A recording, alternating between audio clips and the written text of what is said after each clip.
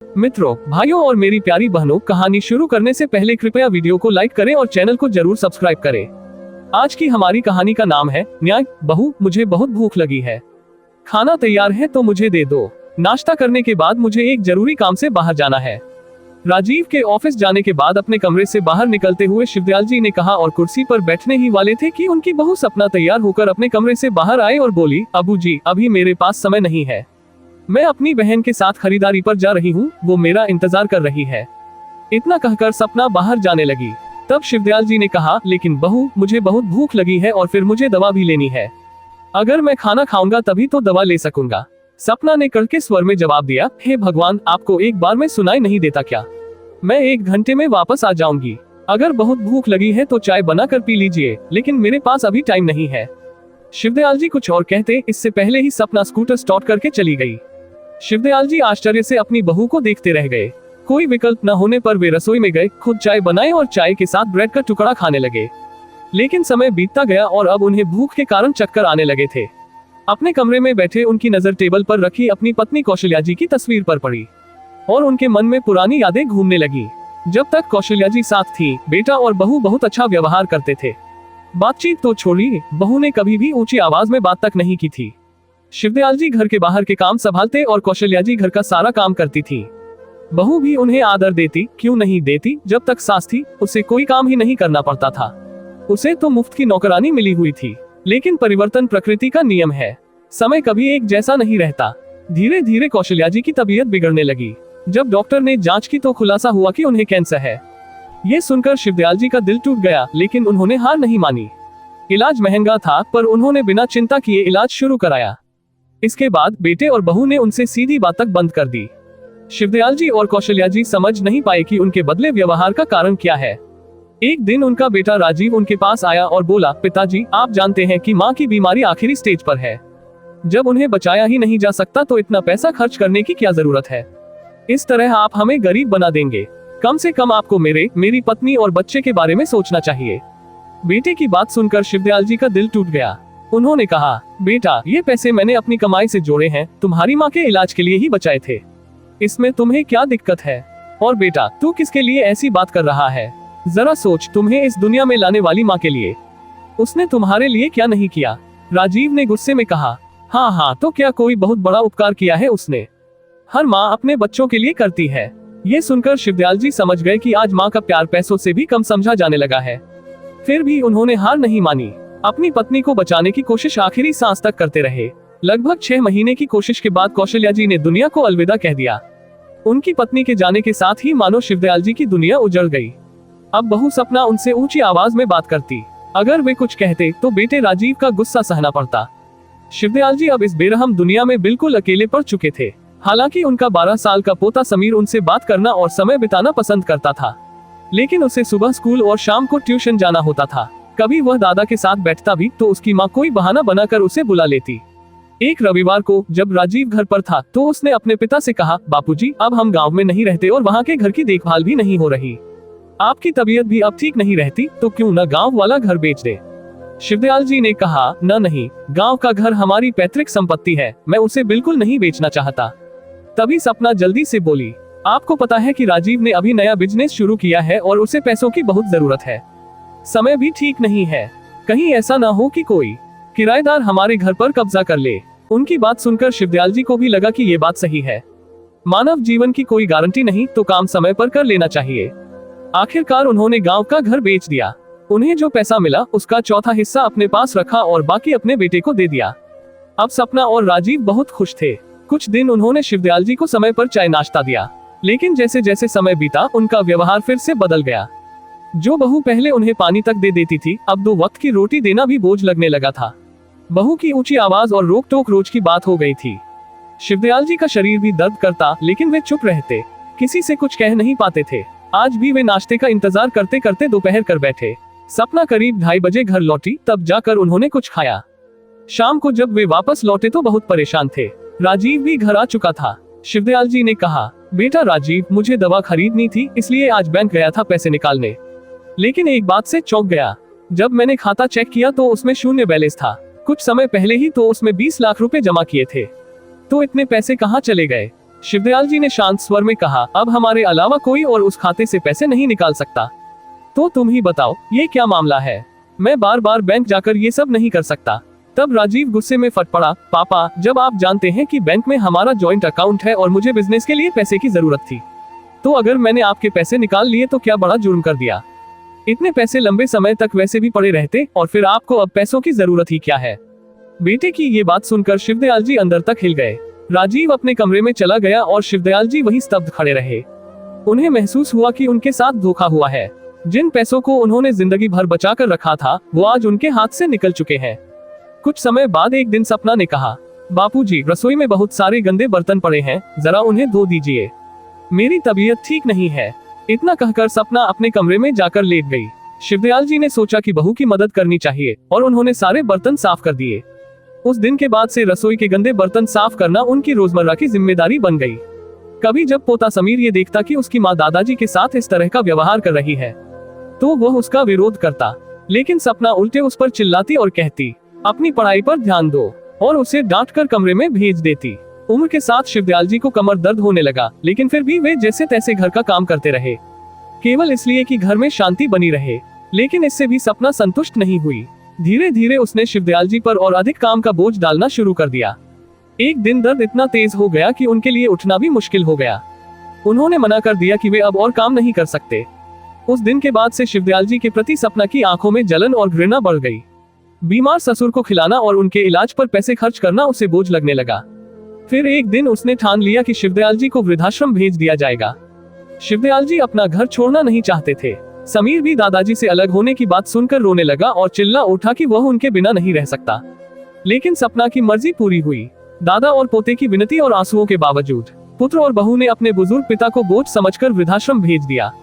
समय बीतता गया। आज शिवदयाल जी को वृद्धाश्रम में रहते 13 साल हो गए थे। 13 साल बाद आज समीर उस वृद्धाश्रम के बाहर खड़ा था, वही जगह जहां उसके दादा रहते थे। जैसे ही वह अंदर गया और अपने दादा के पास पहुंचा, शिवदयाल जी उसे देखकर पहचान नहीं पाए, क्योंकि अब वह लंबा, मजबूत और जवान हो गया था। दादा, आप कैसे हैं? समीर ने आंखों में आंसू लिए उनके चरण छुए। शिवदयाल जी ने कांपती आवाज में कहा, अरे बेटा, तू मेरा समीर है ना? और इतना कहते ही उनकी बुरी आंखों से प्रेम के आंसू बह निकले। उन्होंने अपने पोते को सीने से लगा लिया और दोनों कुछ समय तक बस रोते रहे। थोड़ी देर बाद समीर ने खुद को संभालते हुए कहा, बस दादाजी, अब और नहीं। अब आपके रोने के दिन खत्म हो चुके हैं। आज ही आप मेरे साथ अपने घर चले गए। शिवदयाल जी बोले, बेटा, क्या तुम मजाक कर रहे हो? मुझे तो वर्षों पहले अपमानित करके उस घर से निकाल दिया गया था। ये वृद्धाश्रम ही अब मेरा घर है। मुझे यही की आदत हो गई है।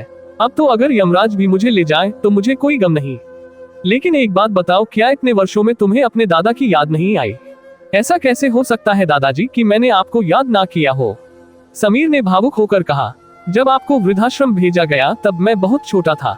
मैं बहुत रोया, मम्मी पापा को समझाने की कोशिश की कि आपको घर ले आए, लेकिन उन्होंने मेरी एक न सुनी। फिर जब मैंने 12वीं की परीक्षा पास की तो माता पिता ने मुझे विदेश भेज दिया। उसके बाद मैं कभी भारत नहीं आ पाया। वहाँ पढ़ाई पूरी की, फिर नौकरी मिल गई। अब मैं अच्छी कमाई करके वापस लौटा हूँ। माँ पापा मुझे बहुत याद करते हैं, लेकिन उन्होंने आपके साथ जो किया वो मैं कभी नहीं भूल पाया।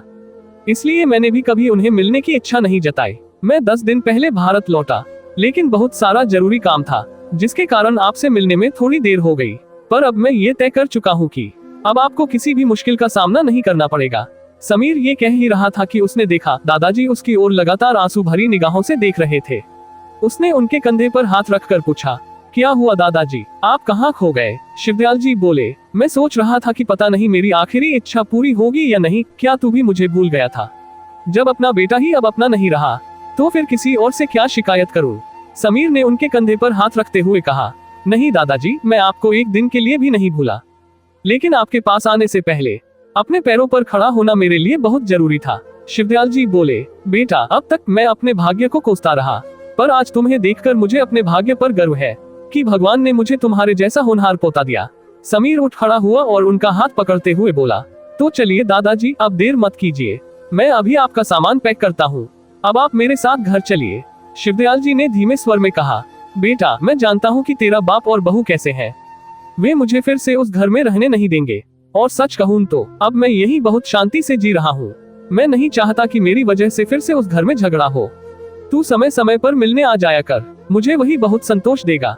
लेकिन अब उस घर में लौटना मेरे लिए संभव नहीं है। फिर समीर ने उनकी ओर तीखी नजर से देखा और कहा, ठीक है दादा, तो फिर आपकी अपनी ही पोती बहू आपके आशीर्वाद से वंचित रह जाएगी। कोई बात नहीं, मैं जा रहा हूँ। इतना सुनने में ही इतना समय लग गया कि शिवदयाल जी बिल्कुल बच्चे जैसे रोने लगे।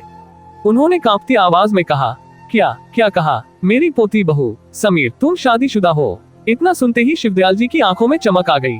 समीर मुस्कुराते हुए बोला, नहीं दादाजी, आपके बिना मैं शादी कैसे कर सकता हूँ। शादी की सारी तैयारियां पूरी हो चुकी हैं, लेकिन अगर आप मेरे साथ नहीं आएंगे तो मैं शादी नहीं करूंगा।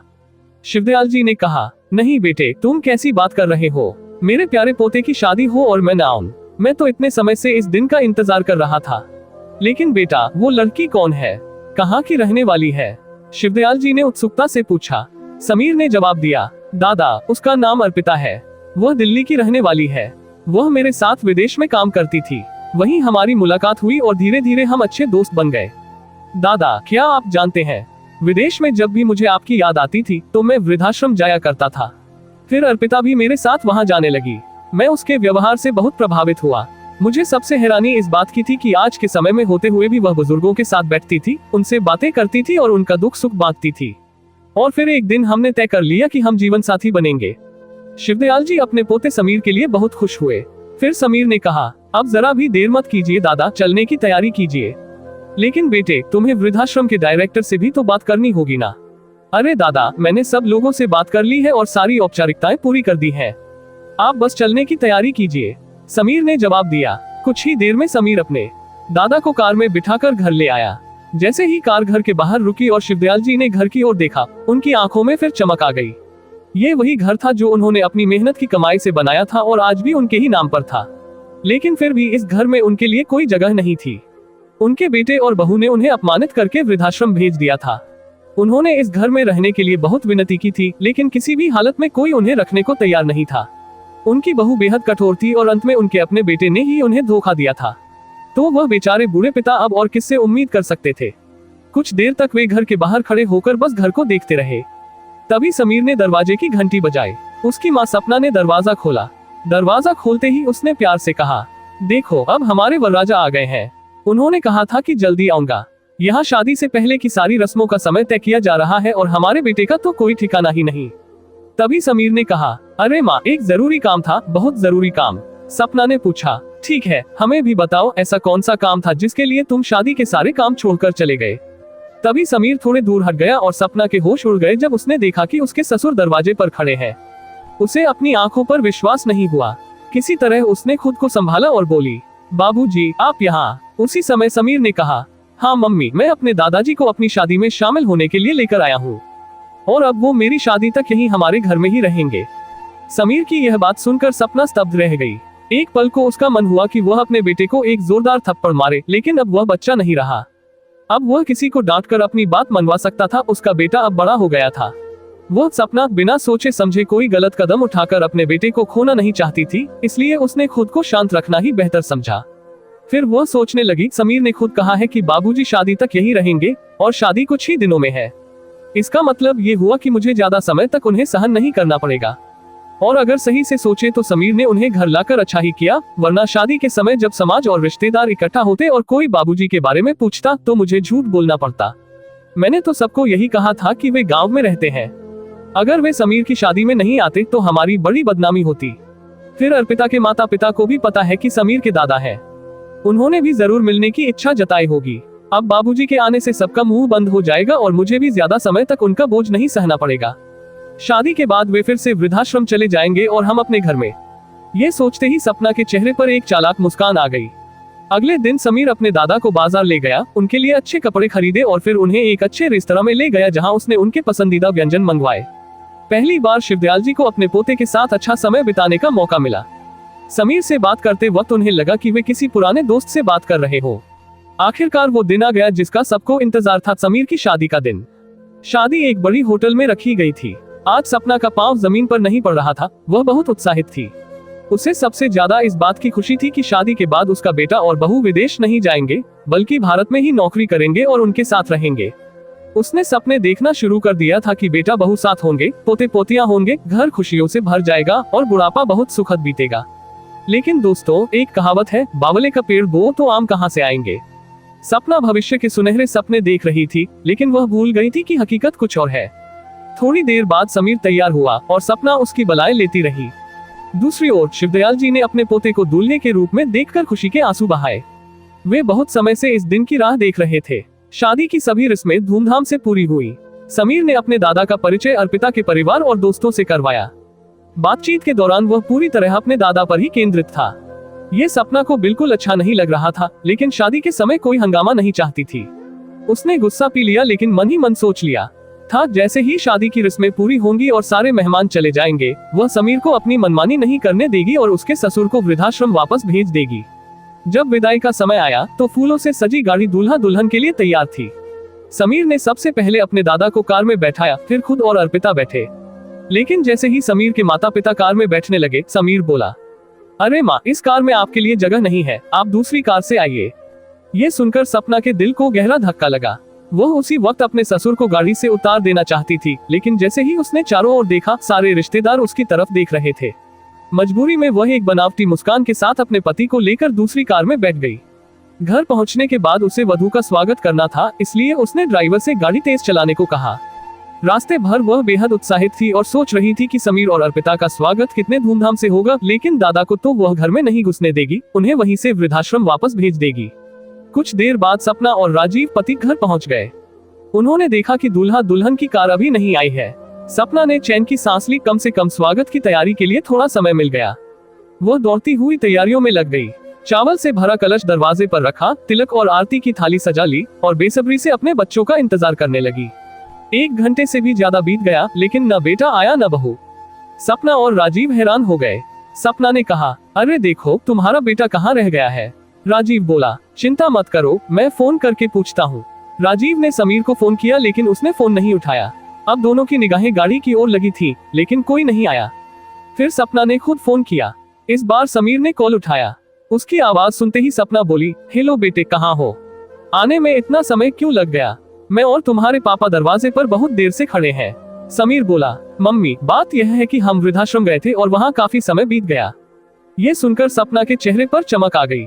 हंसते हुए बोली, वाह, बहुत अच्छा किया बेटा, तुमने दादा को पहले ही वृद्धाश्रम में छोड़ दिया। नहीं मम्मी, आप शायद गलतफहमी में हैं। असल में दादा का कुछ सामान वहाँ पड़ा था और वे चाहते थे कि हम उनके कुछ दोस्तों से मिले, इसलिए हम वहाँ गए थे। वहाँ के सभी वृद्धों ने हमें ढेरों आशीर्वाद दिए। उद्धरण चिन्ह ...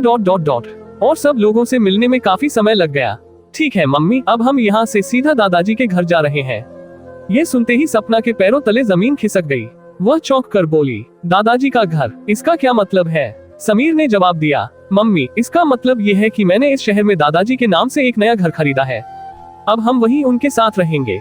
और जहाँ तक स्वागत की बात है, तो आपको कोई चिंता करने की जरूरत नहीं है। मैंने पहले ही सारी तैयारियां कर ली हैं। अब नई बहू का स्वागत उनके अपने घर में दादाजी खुद करेंगे।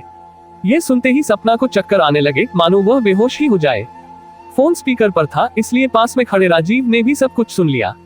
राजीव की आंखों में आंसू आ गए। उन्होंने भर्राए आवाज में कहा, बेटा, ये तुम क्या कह रहे हो? समीर ने शांत स्वर में जवाब दिया, पापा, आप चिंता मत कीजिए, मैं आपको मेरा नया पता भेज दूंगा। आप दोनों जब चाहें मिलने आ सकते हैं।